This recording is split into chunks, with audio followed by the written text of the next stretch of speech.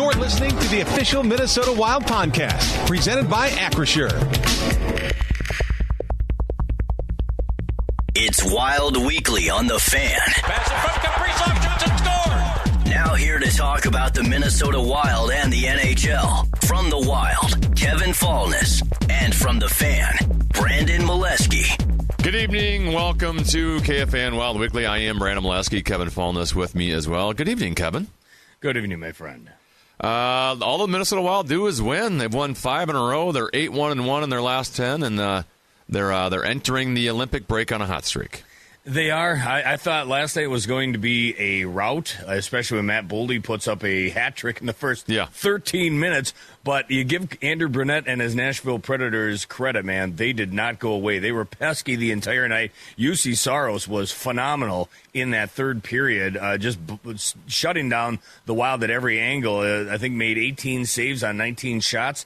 But the Wild got it done in overtime once again. They've gone to overtime now 23 times this season. They've got 9 overtime game winners. First time this year for Jared Spurgeon, sixth time in his NHL career. Just a fun hockey game, start to finish. You know, you and I could probably go back and forth on like wild killers over the years, right? Like Jerome McGinley always played well against the Wild. Sedin brothers. Roman Josi, and I know he made the mistake. He coughed up the puck last night that led to the Trenyan goal, but he seems like he's always involved offensively as a defenseman against the Minnesota Wild. Just consistently, it seems like he scores or produces offense every game against us.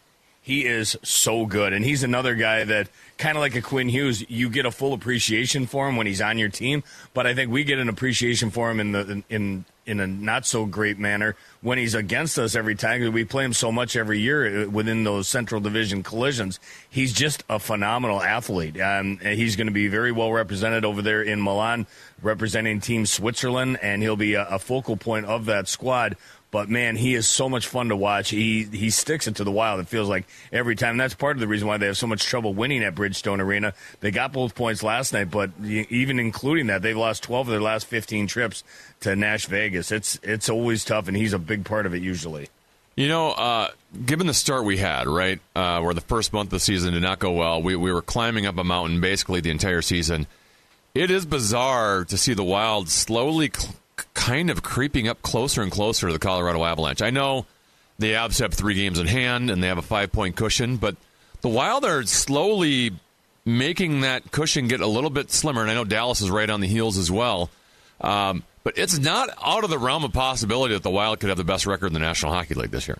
Yeah, looking at it optically, it does look very nice when you look at the standings and you see just a little bit of separation there between the Avalanche and Wild. It was such a chasm at one point, even just a few weeks ago. But the Wild have been playing so well. The Avalanche have been sputtering a little bit, and I say that with an asterisk. I mean, they're still the number 1 team in hockey, and it's not even close. Nathan McKinnon is a stud. Makar, I mean, they've got so much firepower in that lineup, and when their goaltenders are on, that's a real formidable bunch, and I think they will be coming out of the Olympic break as well. But the Wild are making a run at it, and they're getting results more than anything. 5 straight wins and 6-0-1 in their last 7 overall. They're piling up the points, and it's going to make this final race interesting.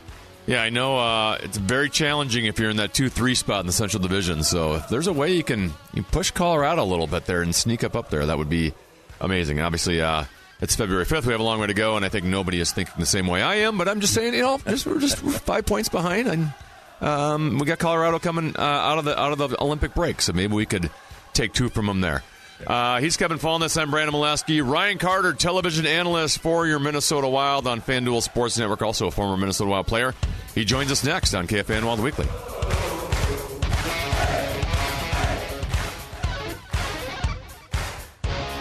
Under a minute left in the extra session. Kirill Kaprizov, 14 career overtime winners, as I mentioned earlier, 4 of them this year. They'll try an up-ice pass. It's Boldy darting in. Boldy cross-ice. Spurgeon a shot. He scores! Jared Spurgeon wins it in overtime! 9th overtime win of the year for the Wild. 5 straight in the win column as they hit the Olympic break as the captain beats Saros. It's 6-5. The victory tonight for Minnesota. Wild win again last night in Nashville, and once again in overtime. This is KFAN Wild Weekly. I'm Brandon Mileski. Kevin Falness with me from the Wild Radio Network.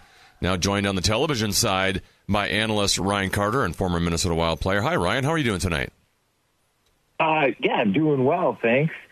Nice little send-off from the Wild to the Olympic break in Nashville. And boy, Nashville, what a city. If you're a fan and you want to catch a road game, go to Nashville, hit up Broadway, then it's a walk across the street. And it seems like whenever Minnesota plays Nashville, in Nashville, it turns out to be a good game. So, good day, good game, ready for the break. Did you ever imagine when you woke up on November 1st and the Wild were 3-6-3 after that first month of October, that they'd be sitting here right now as we head into the Olympic break with the second most points in the National Hockey League? To be quite honest, no.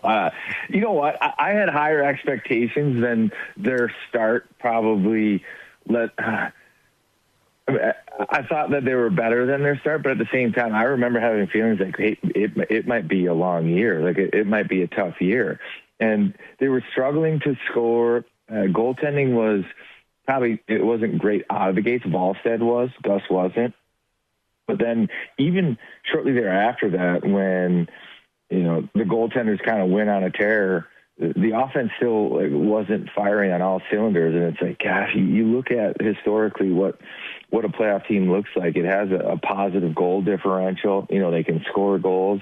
And the Wild were looking like a team that was going to maybe be like a Calgary from last year, maybe 8th, 7th, 8th in the playoffs, but do it on solid defense and good goaltending.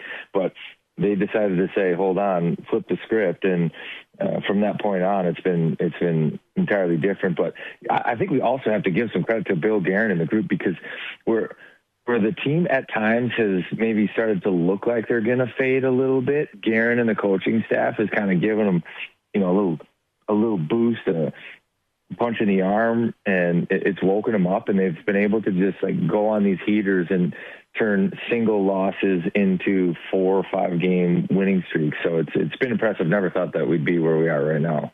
Let me first say good morning, good afternoon, and good evening, Ryan. I want to echo what you said about Nashville, because that is one of my favorite destinations. I've only called games from, 10 to 15 NHL rinks.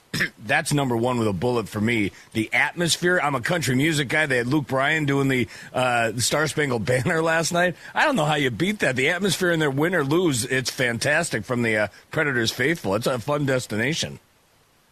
Yeah, it's so easy. They get stars. It's crazy, too, because Luke Bryan's in there and he's singing the national anthem, and he just feels like a normal dude. And that's Nashville. You might be walking down the street and you'll bump into Luke Bryan or, some of these other all-time singers, country singers, and it's no big deal. They're very approachable. And then the fan base, you're right. They've turned into a hockey-crazed market. And yeah, it was an exciting game. 11 goals were scored with multiple lead changes last night, but everybody was on the edge of their seats. It is a great spot to catch a game.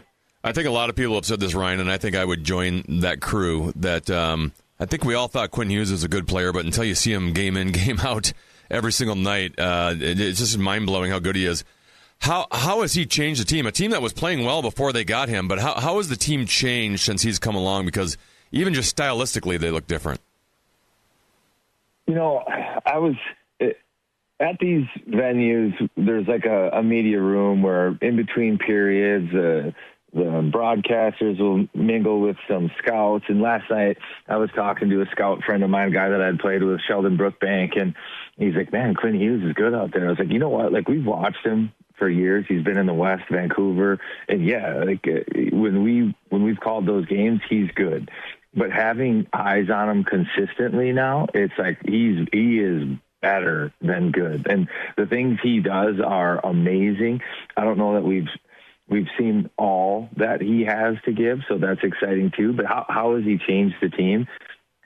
I think to some degree, yeah, he gets everybody the puck more in open ice. The team just is thinking offense more.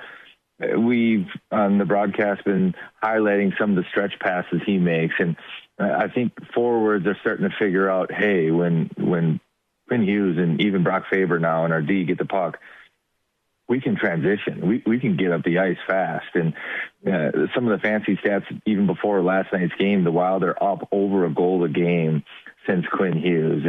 And I look at everybody else too. Like, you hear guys talk about, you get a Ryan Reeves on your roster and everybody stands an inch taller. Everybody feels they can finish their checks. They can stand net front and give somebody a face wash because they know they've got the ace of spades on their bench in Ryan Reeves. I think the same is happening with Quinn Hughes on a skill level. The players now have skills, but they've been playing within a system and they've been playing structured hockey. It's kind of been the calling card of the Wild, probably for most of, their existence in the NHL. But now it's like, hey, we have real talent. And I think they feel that. I think they believe that. They're scoring almost at will. They can score their way out of any game script they're in. So I think he's changed, like, the moxie, the confidence, and amongst other things with the team. Another 2 points last night, a franchise record 10-game assist streak, and now 34 points in 26 games with the Wild. He's been so much fun to watch. Another guy fun to watch on the front end, Matt Boldy. I mean, this might sound preposterous to some, but when you talk about the U.S. team in the Winter Olympics, he might be the guy there for the American squad. The way he's playing right now and going in, riding a hat trick, he's got 32 goals on the season. What's changed for Matt Boldy? He's always been a good player, but now he's just consistently lights out. Yeah, so, gosh, a couple thoughts. The preposterous statement was Bill Guerin. I think he was on Spit and Chicklets podcast, and he said at that time, before Boldy was even a point-per-game guy, I mean, he had maybe gotten to 70 points, and Bill Guerin goes, he's a 50-50 guy. He's going to get 50 goals, 50 assists. He's that kind of player. And at that time, it was like, wow, I don't know about that. Like, he's a great player, don't get me wrong, but 50 goals, 50 assists.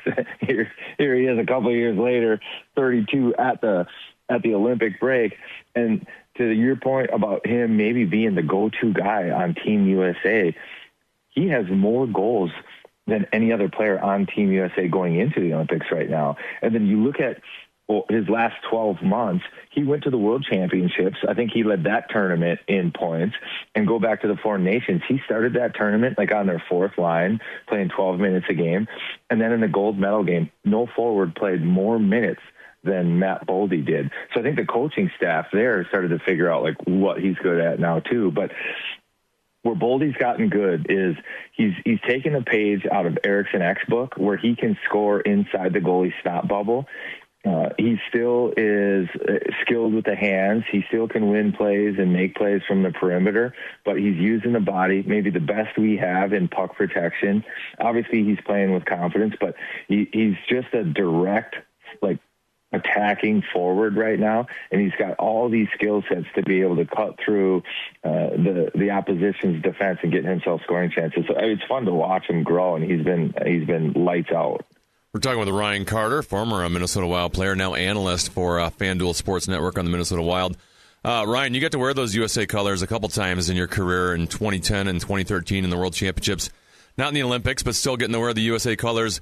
What is that feeling like to wear the USA colors? And if you can go back to being a player, and I know the NHL players weren't always in the Olympics, but how would you compare the fantasy of playing in the Olympics compared to playing for a Stanley Cup?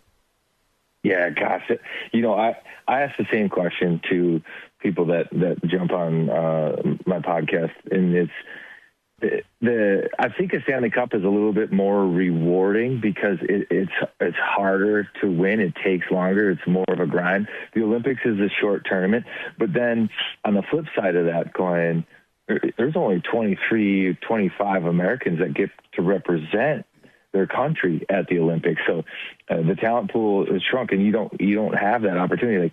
Like me, I had an opportunity to play for a couple of Stanley Cups and play in the finals twice. And I was just a very pedestrian player. I didn't get an opportunity to play in the Olympics, so I don't know that I can fully speak what it'd be like to play in the Olympics. But when you are playing for Team USA and you step on international soil, you go to Milan and you feel the pride of wearing red, white, and blue and what you're representing, it is different. And even in those world championships, I think we took a bronze medal that's hanging on the wall downstairs, like super proud moment, framed the jersey, felt good about it. It's just cool walking into the locker room too, and kind of how you honor your country. And it's about more than just you or even the group in the room right there. But it's an interesting question. And I think actually when it comes to Americans more often than not, I think if they have a long career in the NHL, they say, if I had to choose, I'd choose win a Stanley Cup over a gold medal, but it's a close second. I think Europeans are a little different on that. I think gold medal means more to them than the Stanley Cup. But as a North American, that would be my stance on that. That's what we're going to be watching for the next 3 weeks as we wait for the NHL to resume. How do you like the Americans' chances? People ask me all the time, what do you think about the Wild in the playoffs? Well, the problem is they got to deal with Colorado, they got to deal with Dallas, and then whoever's there in the Eastern Conference as well. It's the same thing in the Olympics. How do I like the Americans' chances? Well, they got to deal with Canada, Sweden, Switzerland, Finland. I mean, there's a lot more than just the Americans and Canadians these days. How do you like their chances in Milan? Yeah, and that's another thing with the Olympics. It's once you get to the medal round, it's single elimination. So anything can happen. You could run into a good goaltender and you're kind of cooked. So, or your goaltender could get hot and you go on an absolute run. So it's a little different in that way. But I think that makes it a little bit more exciting too, because that gives legitimacy to some of the teams that maybe on paper aren't as strong as Canada or U.S., but still have high-quality players. Sweden, Finland, Czechia, I think, are in that camp.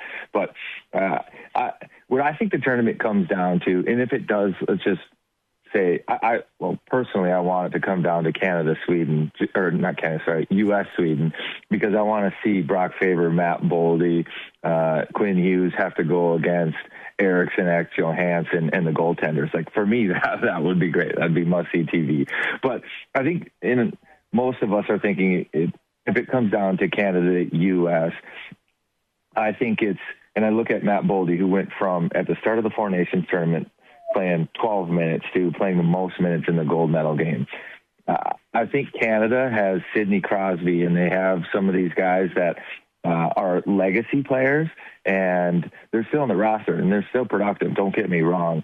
But I think that there's a new wave, and hockey's become a younger man's sport. And will Canada be willing to give a Macklin Celebrini primetime minutes in medal games, or will it continue to go to Sidney Crosby or Brad Marchand or some of the more comfortable guys? And you look at the back end, is it going to be Drew Doughty in those spots, or are they going to give it to somebody different? I think the tournament comes down to that. If the team that can trust anybody on their roster that's going at any given night to play, and whether that's Matt Boldy, Quinn Hughes, Brock Faber on the American side, or Sidney Crosby, Macklin Celebrini, or some of the young guys on the Canadian side, I think it comes down to that, like having to maybe make a hard decision or two on maybe sacrificing probably the pride of some players for what's best for the team and what gives that team the best chance to win. All right, one final question for you, Ryan. Once the Olympics are over, and then the NHL trade deadline will be approaching. If you are Wild GM Bill Guerin, what is your approach to the deadline, and what type of names out there intrigue you? Good question. I think I like a sandpaper guy, but I think that the Wild's bottom six, if you look at the Nashville game last night, the all-Russian line of Tarasenko, Trenyan, and Yurov, I mean, they looked great, and then at times Sturm came out on the ice too and won the D-zone draws that he needed to. So I do think that the depth guys are pretty good, and they're solid there. Obviously, the blue line's great, and if they can keep both goaltenders, healthy, I think they're good in that spot. But I like a Nazem Kadri, a guy that has a little sandpaper to him, and at the same time can finish.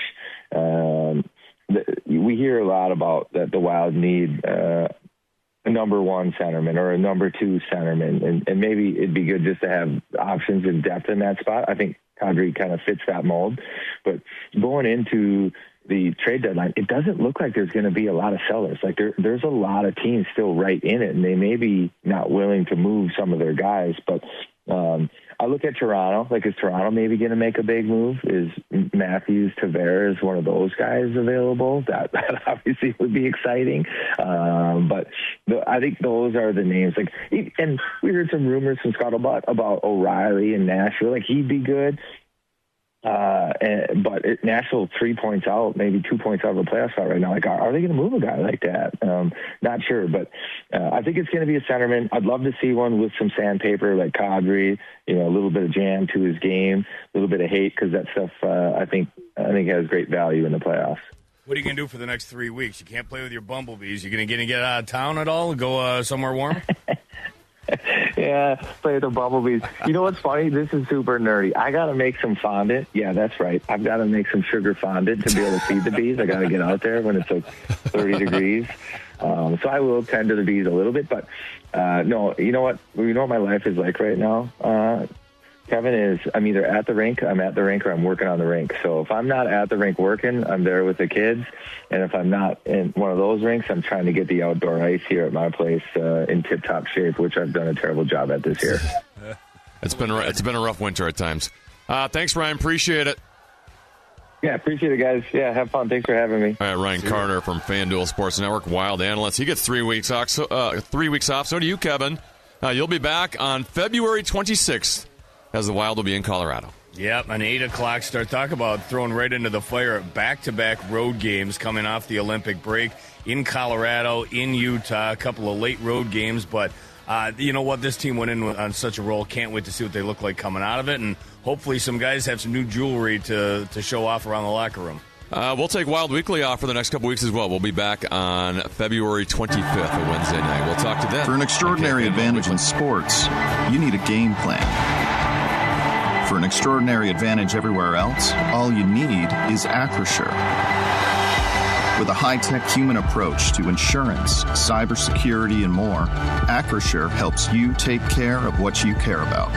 That makes winning easy. See what Acrisure's extraordinary advantage can do for you at Acrisure.com.